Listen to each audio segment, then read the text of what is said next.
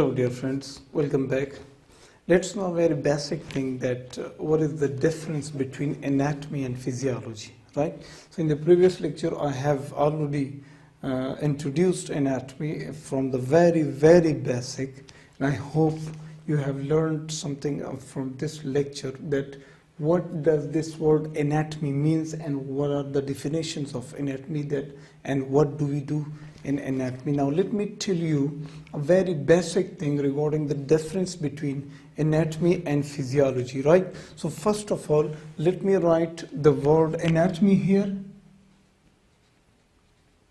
Anatomy, the difference between anatomy and physiology we are discussing, and here we write physiology, right? So there are many of our friends who say that anatomy is the study of structures and physiology is the study of functions, right?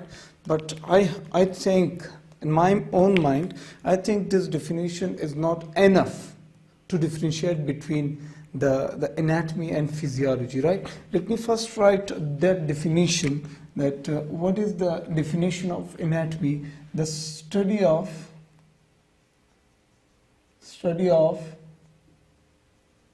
structures and functions of different body parts, right? This is a very simple definition.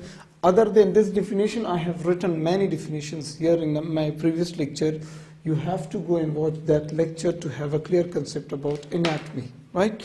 And about physiology, many of our friends say that physiology is the study of functions of different body parts, right? Many of our friends said this definition, right? This definition. But let me tell you one thing, my friends. Look, we have already here mentioned, already here functions of different body parts, right? And here again we are mentioning functions of different body parts. So it means that in anatomy we also study the functions, and in physiology we study the functions. So what is the basic difference in between anatomy and physiology? What is that basic difference, right? So this definition is not enough. Why? Because this definition does not show the clear difference, the clear-cut difference between anatomy and physiology. But I will tell you, as a good student, as a very bright student, you have to write these definitions, what I'm writing right now. Look carefully, my dear friends. Let me give you an example here.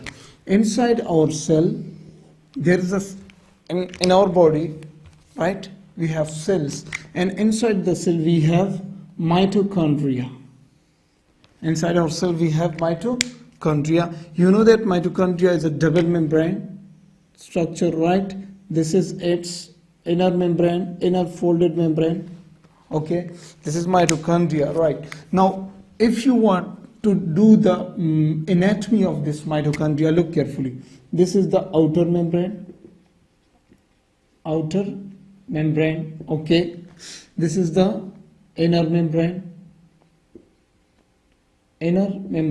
right? And this is called intermembranous space, right? Intermembranous space, okay, right? Here is the matrix. Right? And inside the matrix it has many enzymes, the functional enzymes working here, and inside it also have its DNA also, right? We know that it has also DNA, and on the membrane it has many proteins working together to make ATP, right? To make adenosine triphosphate. Now let me clear the difference between anatomy and physiology, my dear friends. Look, this was a very brief about the anatomy of mitochondria. How? The study of structures. Structures means composition. Structures means composition. Structure means parts, right? Structures means cells and tissues and organs and systems, right? But physiology is something else. Look, my dear friends, this was the anatomy. Now, what is the function of mitochondria? It provides us ATP. Is this enough? No, this is not enough. If you want, from this definition, look carefully, from this definition, the physiology of mitochondria is that it provides us ATP. Okay, is that the physiology? No, my dear friends. If you want to have a very good definition of physiology, now look, friends, you know that when mitochondria is giving us, when mitochondria is providing us ATP, how does it gives us ATP? Look carefully. Inside the mitochondria, there are some chemical reactions going on. Look, first of all, in the matrix of mitochondria, there is a reaction which is called the Krebs cycle, right? First, it completes. Then, on the inner membranes of mitochondria, there is a reaction which is called the electron transport chain, right? These reactions go on, and after completion of these two reactions, this mitochondria gives us ATP, right? So the function of mitochondria is to provide us ATP, but how does this provides? How does mitochondria provides us ATP? Mitochondria provides us ATP after so many reactions which occur inside it, right? So we say that the physiology of mitochondria is provide us ATP, but how does that provide? How does it provide us ATP? It provides us ATP like this. Look carefully. What is the physiology? Physiology is the study of biochemical processes which occur inside living bodies. Clear, my dear friends? Inside living bodies. Look, this is the exact definition of mitochondria, physiology. Look, what is the anatomy? The study of structures and composition of different body parts and their function.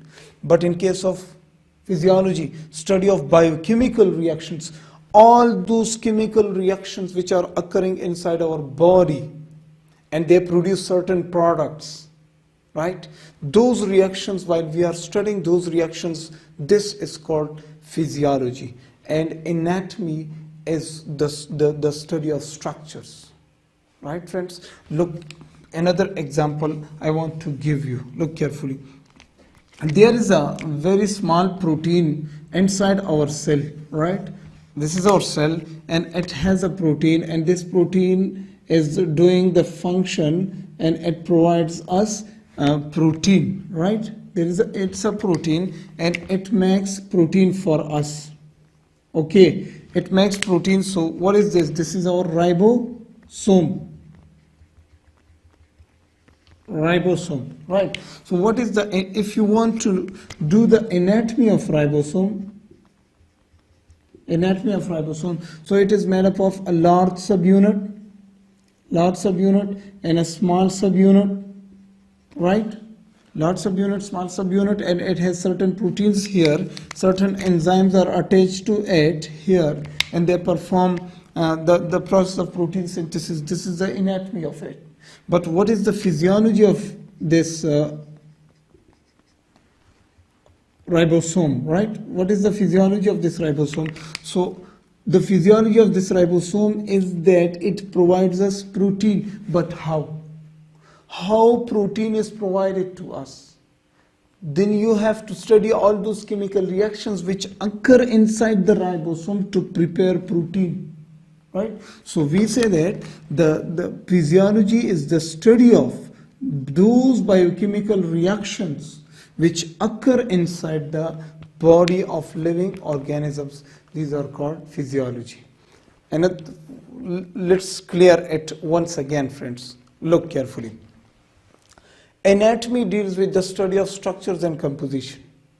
Physiology deals with the study of those chemical reactions which are occurring in those structures, right? If someone says that, please do the anatomy of cell anatomy, explain the anatomy of cell. So what you have to say? You have to say there is cell membrane, there is cytoplasm, there is nucleus, inside the nucleus there is DNA, inside the nucleus there is nucleolus, then we have many mitochondria, endoplasmic reticulum, Golgi complexes and other things there, right? But what is the physiology of cell? Then you have to go for all those chemical reactions which are occurring inside the cell, right? So this definition is correct, but only 10%. But if you think of this definition about physiology, it will take you to a correction of about 100%, right? So this definition suits for physiology and this definition suits for anatomy. So this is not enough that the functions of different body parts is called physiology. No. Functions are also studied in anatomy, but chemical reactions which are occurring are not studied in anatomy, they are studied in physiology. So I hope you got the differences between anatomy and physiology. Let's proceed towards the history of anatomy in the next lecture.